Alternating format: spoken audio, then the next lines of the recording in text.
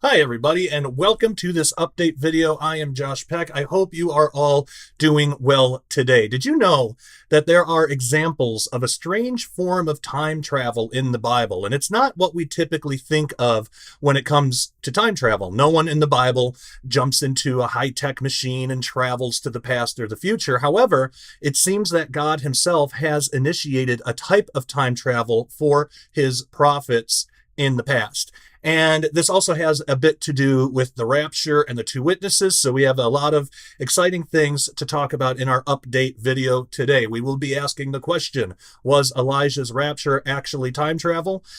So this will be about biblical time travel and the two witnesses. Also, I want to say right at the beginning, if you would like a recommendation of a book that's about a lot of this kind of stuff, Time Travelers of the Bible by Gary Stearman. Check it out. You can go to prophecywatchers.com to find that. Okay, so we're going to talk about specific accounts of Moses, Elijah, and Jesus. So let's first begin with Moses. Exodus 34:28 through 35 says, "So he was there with the Lord 40 days and 40 nights. He neither ate bread nor drank water, and he wrote on the tablets the words of the covenant, the 10 Commandments. Now it was so, when Moses came down from Mount Sinai, and the two tablets of the testimony were in Moses' hands when he came down from the mountain, that Moses did not know that the skin of his face shone while he talked with him. So when Aaron and all the children of Israel saw Moses, behold, the skin of his face shone, and they were afraid to come near him. Then Moses called to them, and Aaron and all the rulers of the congregation returned to him, and Moses talked with them. Afterward, all the children of Israel came near, and he gave them as commandments all that the Lord had spoken with him on Mount Sinai. And when Moses had finished speaking with him, he put a veil on his face.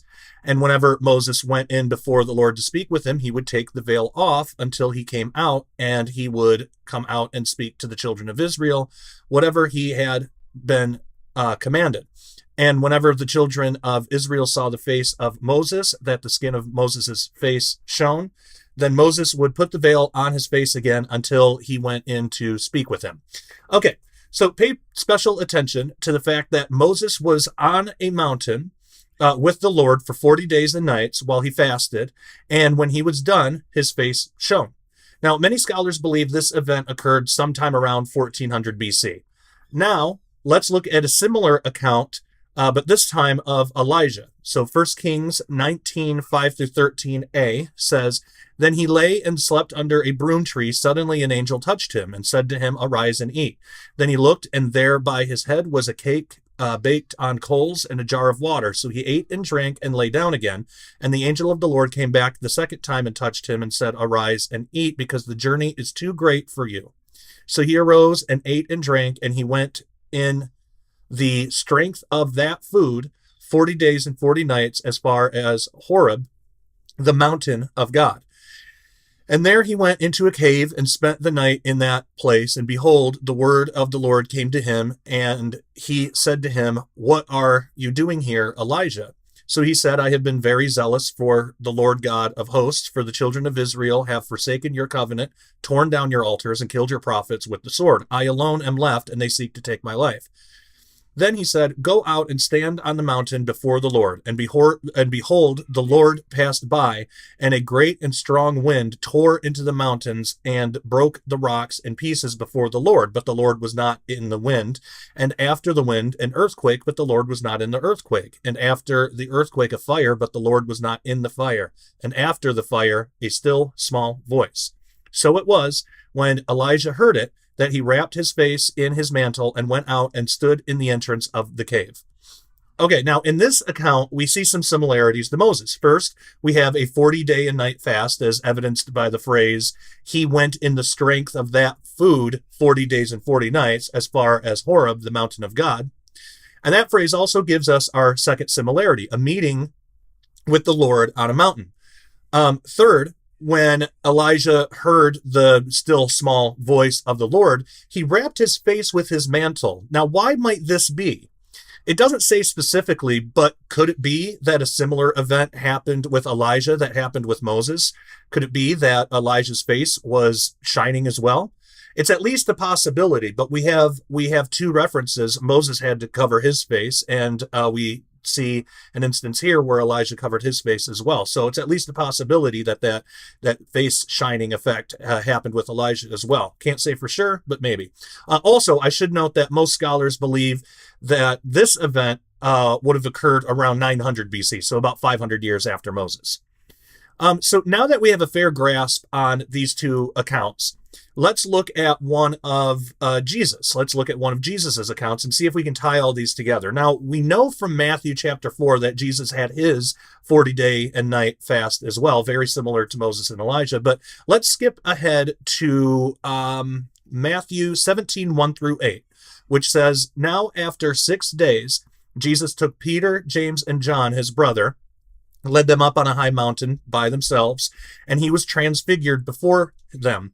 His face shone like the sun, and his clothes became as white as the light. And behold, Moses and Elijah appeared to them, talking with him. Then Peter answered and said to Jesus, 'Lord, it is good for us to be here. If you wish, let us make here 3 tabernacles, one for you, one for Moses, and one for Elijah.' While he was still speaking, behold, a bright cloud overshadowed them, and suddenly a voice came out of the cloud, saying, 'This is my beloved Son, in whom I am well pleased. Hear him.' And when the disciples heard it, they fell on their faces and were greatly afraid. But Jesus came and touched them and said, 'Arise, and do not be afraid.' When they had lifted up their eyes and saw no one but Jesus only." So we have a couple possibilities to explain this. Some have put forth the idea that this event occurred after Moses died and Elijah was taken up in the whirlwind, which would make Moses dead and Elijah translated or raptured in a sense.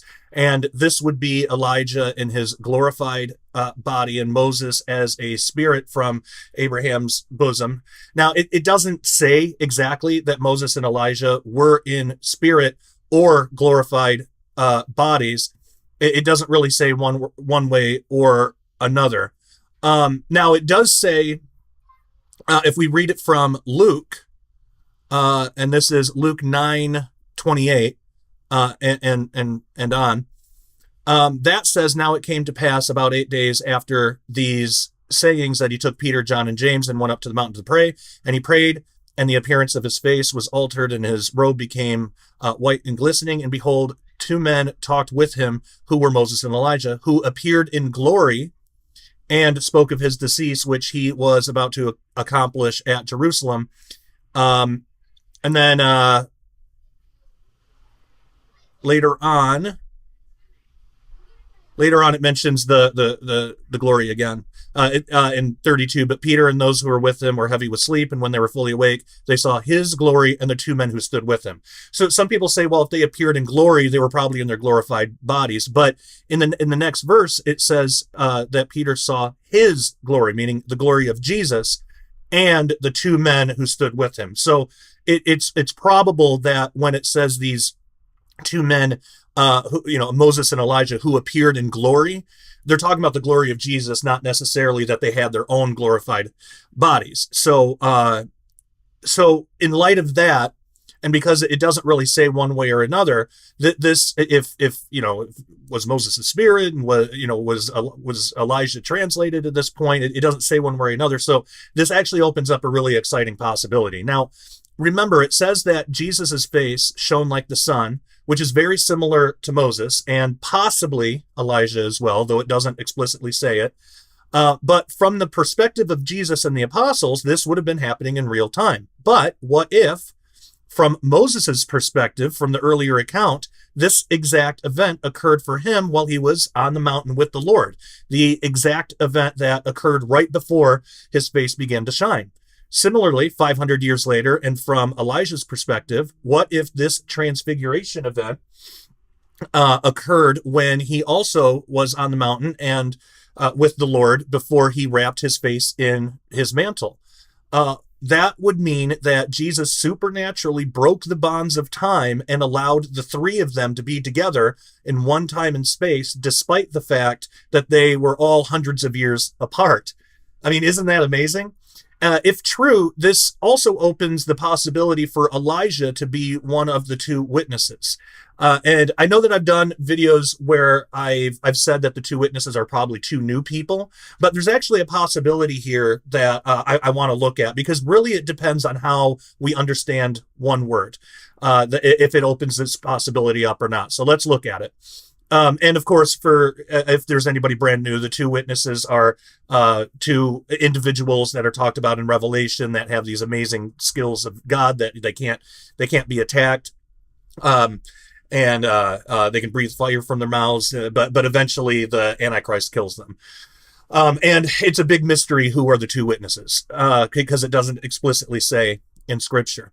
So a lot of people believe it's Elijah and Moses or Elijah and Enoch. So let's talk about that.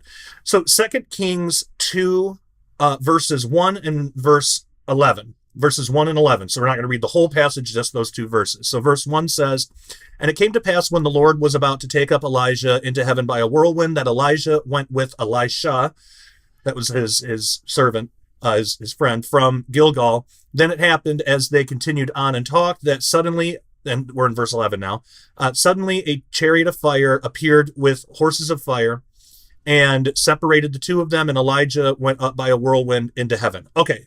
So really, that word heaven here in the original language can either mean heaven as in the abode of God, or it could just mean the sky. Now, obviously, since flesh and blood cannot inherit the kingdom of God, if Elijah was taken up to the abode of God, he would have had to be translated or raptured in a sense, meaning he would have had been given a glorified body. He would have been changed. However, if it is heaven, as in just the sky, what if the chariots and whirlwind literally transported Elijah forward in time so that he could be one of the two witnesses we read about in Revelation? And so if that's the case, his death in Revelation makes sense, because he never, in that scenario, he never died. So who is the other witness then, if that were true? Well, personally, I believe Moses is disqualified, because Deuteronomy 34:5 says Moses died in Moab. So could God resurrect Moses to have him be killed again as one of the two witnesses? Sure, anything is possible. Jesus has certainly resurrected people before. Lazarus, I'm sure Lazarus died again after his resurrection. So anything's possible, but we don't have a clear indication that God does that in this situation. It just doesn't say explicitly. But yes, it is possible. But what about Enoch? Well, again, we kind of have a lack of information. All we know from Genesis is that Enoch walked with the Lord and then was not, because God took him. Now, Hebrews 11:5 gives us some more information, and that says, "By faith Enoch was taken away so that he did not see death, and was not found, because God had taken him. For before he was taken, he had this testimony, that he pleased God." Now, that word translated in the original language means to be changed or transformed, which really sounds like a rapture event. We know that at the rapture, we too are changed from corruptible to incorruptible. We were given glorified bodies. So if this is what happened to Enoch, then Enoch is in a glorified body now and would never see death or be able to be killed. So that would mean, if that interpretation is correct, that Enoch would be disqualified as being one of the two witnesses as well. And I say if that interpretation is correct. So who would the other witness be? And again, we're looking at the possibility that Elijah, if heaven just means sky, that Elijah was transported to the future to be one of the two witnesses, and that's when his death will happen. So who would the other one be?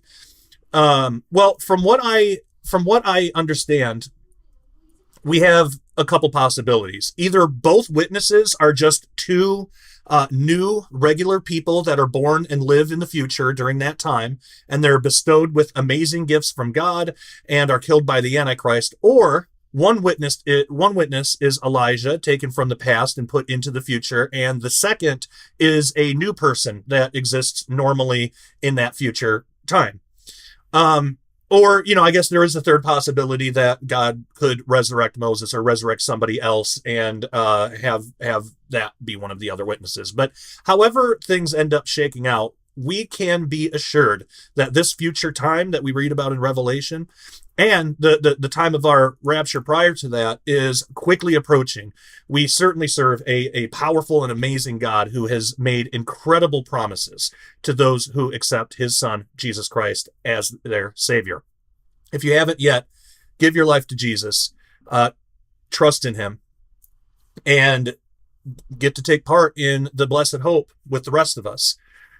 So that's what I would ask you to do if you haven't already. Now, that's the end of the teaching, the update. But I do have a couple of announcements that I want to make before we conclude for this video. First, if anybody hasn't heard yet, all of these videos that I do can be found at dailyrenegade.com, but you get the full version of everything. So I host a show called The Sharpening Report, and in that show, we talk about some things that sometimes YouTube wants to delete. They've deleted our videos, our channels before.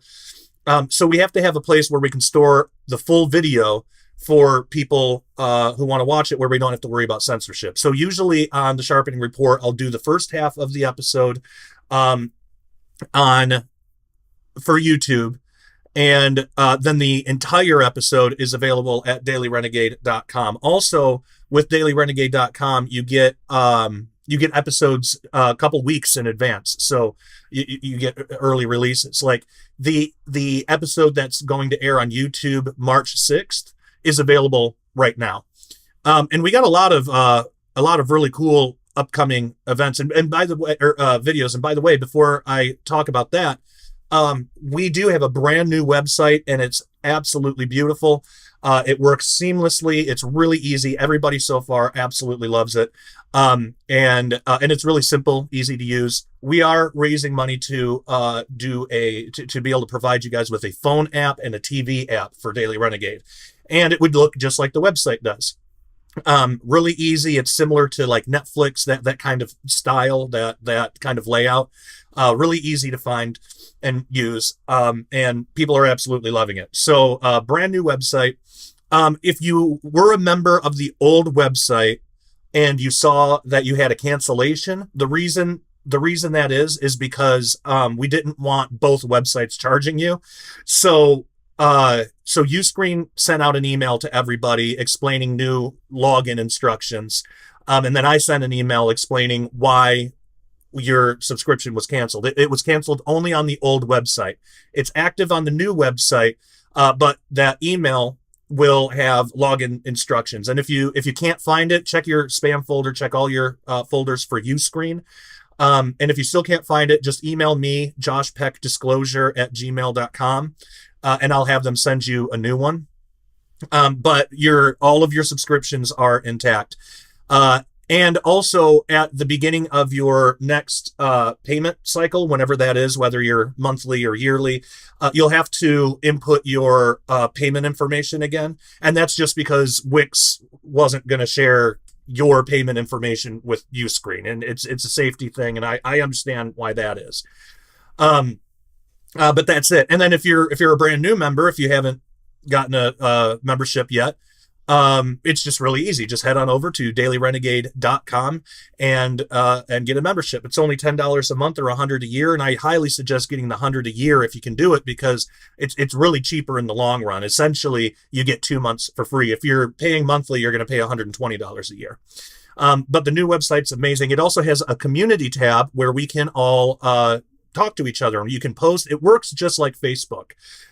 You can post pictures, memes, you can comment, you can like stuff, you can set up your own profile. It's really nice. So that's right in the website as well. And a lot of people have been taking advantage of that, because what I've wanted to do with Daily Renegade for years is create a place where we can all fellowship together, where we don't have to worry about being censored. And it's really hard to do that on Facebook because we keep getting censored and shadow banned. I mean, I have I've reached my limit years ago of 5,000 friends on Facebook. And most people don't see my posts ever.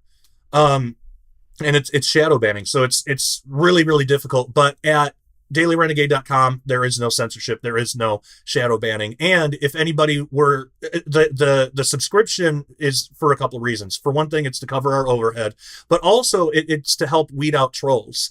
I have not yet had a single troll on there. Be rest assured, if a troll comes in and starts harassing you guys, just let me know. I will refund their money and kick them out. But I don't think that's likely to happen because trolls typically aren't going to spend their own money to troll people. Trolls are kind of pathetic. They're going to use free services to do that. So it helps protect against that. But then also it helps what we want to do, which is build a phone app and a TV app. And I want to make that available for all platforms. So whatever kind of phone or TV you have, I want to be able to make that available to you guys. So we're raising funds for that. So that's what you're, and also just the continuation of Daily Renegade. That's where your subscription goes. So that's why we have to do the subscription method. We tried having it just for free for everybody on YouTube. Doesn't work. Our videos get deleted, and then people can't get the information. So just it's unfortunate. That's the way the world works. So all of that, dailyrenegade.com. And if you're still not convinced, let me tell you about some of our upcoming episodes that if you're only going to view it on YouTube, you're only going to get half of the video and you got to wait a long time. Whereas if you get a membership now, you have access to all of these videos right now. So what we have coming up tomorrow, or actually, this is later tonight. What we have coming up tonight, and this is Wednesday, February 21st. So if you're watching this when it airs today, this is what we have coming up tonight. It is Prophecies of the Essenes, Jesus 2025, and the End of Days.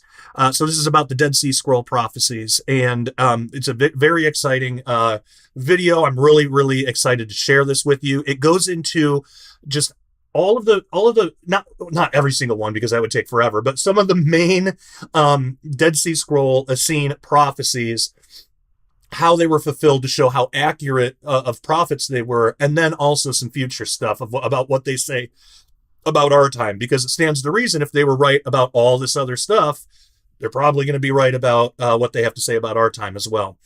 And then so that's premiering tonight. Next week, February 28th, we have SRA trafficking is more real and terrifying than you think. That is available now. And that gets into just it's actually a lot of stuff I can't say on YouTube. So you're just going to have to look at the title, and just kind of make sense of it on your own.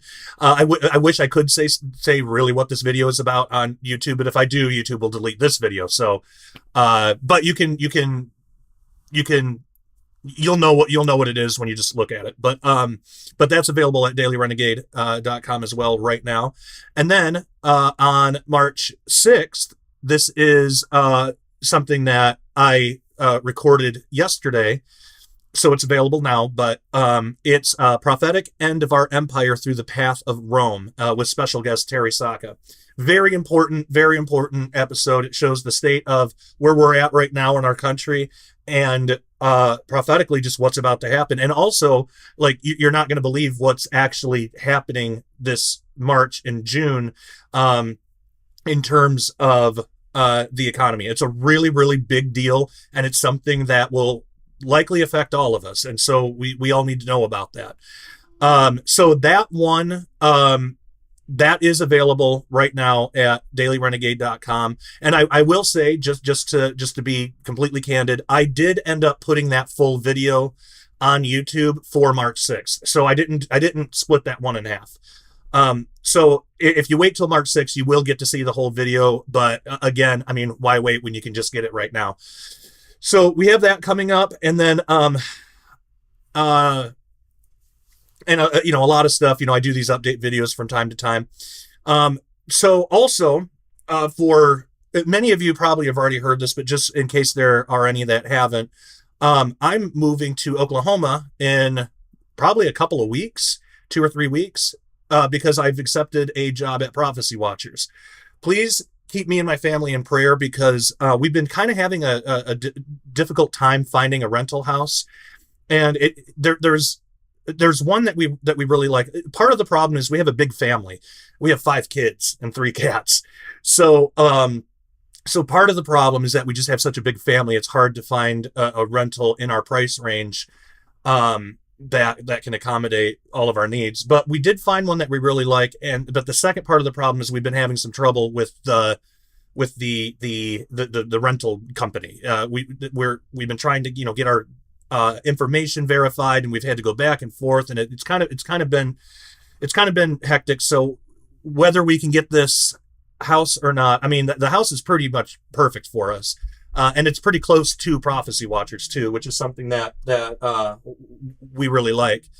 So we're really praying that this is the place that God has for us. But with us being kind of stuck in limbo with this approval to be able to move in, we don't know if somebody's gonna come and get it before we do. So keep us in prayer over that. I'm a little worried about it, because if that doesn't work out, we have to start the process over again. And we've already been in the process for a couple of weeks. Well, the entire process, we've been in it for about a month, but the actual rental process, once we found the house, it's been about a couple of weeks, and time's getting really short. We only have a couple of weeks to get all this stuff handled. So please keep us in prayer for that. I'm not going to lie, I'm a little worried, but I'm just giving it all to God. And so I just ask that you keep us in prayer over that. But I'm very excited for that move. I'm excited to go start working at Prophecy Watchers. So of course, we're raising money for that. Obviously, that's why I've been doing more update videos to tell you guys about Daily Renegade. And also there is a donation button too at dailyrenegade.com. And you don't have to be a member to actually see the website. You can see the website, you just won't be able to play the videos and stuff. But on the homepage at the bottom, there's a link for donations, and that can be for anything. But something that we're also trying to raise money for is my son's healthcare. So my son Nathan, he's 10 years old now. When he was 5, he was diagnosed with T-cell leukemia. Many of you know this. He's in remission now, so he's cancer-free, but the chemo ravaged his body, and he has a lot of problems because of that. And we are using an all-natural route for healing for him, because it's just so much better for this specific type of thing.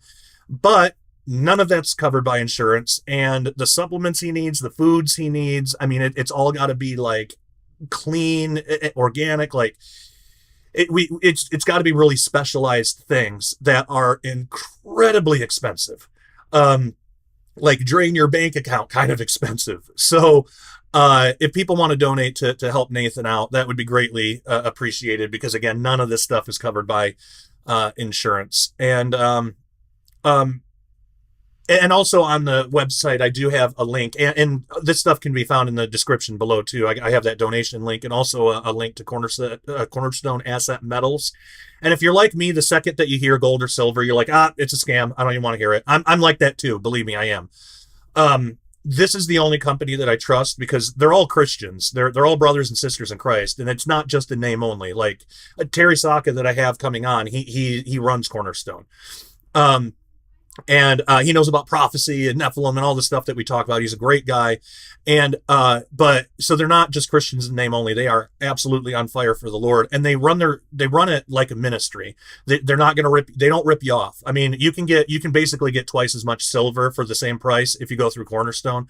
But the reason that that's so important is that silver holds its value over time. So while we're dealing with inflation and the US dollar losing its value, it takes a lot more money to buy stuff.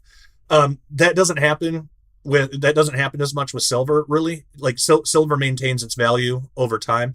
And actually, I've talked about this a lot, so I don't want to go on too much about it, but especially if you have like a retirement, or if you have a 401k or anything like that, that can lose its value. And a much better investment is to invest it in silver if you can find a reputable company.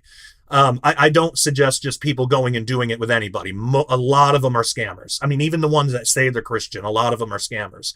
But I have highly vetted Cornerstone.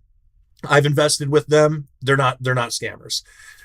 So I highly trust them. And if you want to protect your assets, if you want to protect what you plan on leaving for your kids and grandkids, or even just for yourself for retirement or whatever, I highly suggest going through cornerstoneassetmetals.com. The link and the number is in the description, and you can just get a free consultation. Like, you can just call them and ask questions. They're not going to be pushy with you. They're not going to be like salesmen with you or anything like that. They're just going to give you information, teach you how it works, and it's totally fine if you are completely new to this. I certainly was when I started. They're not going to talk down to you or anything. But they will explain things in a way that makes sense. So if that's of interest, again, cornerstoneassetmetals.com. It's in the link in description below, link and number. And when you sign up, tell them that Josh Peck at Daily Renegade sent you. That helps us out too. Okay, so all of that being said, I think that's all the updates. That's definitely the teaching. I think that is probably the end of the video. Yeah, we've gone about a half an hour. I think that's a good update video time. Okay, if you got any suggestions or questions, suggestions for future shows, questions that you'd like answered, email me, joshpeckdisclosure@gmail.com. That would be great. And again, head on over to dailyrenegade.com and get a subscription. And my email again, joshpeckdisclosure@gmail.com. I do not have a Daily Renegade email address. So, okay, love y'all. Thank you so much. And until next time, well, if you're viewing this today, I will see you tonight. I'll try to get in the chat for the YouTube premiere of tonight's video on the Essene prophecies, and we can chat together there if YouTube allows the video to stay up. All right, everybody, love y'all. Take care and God bless.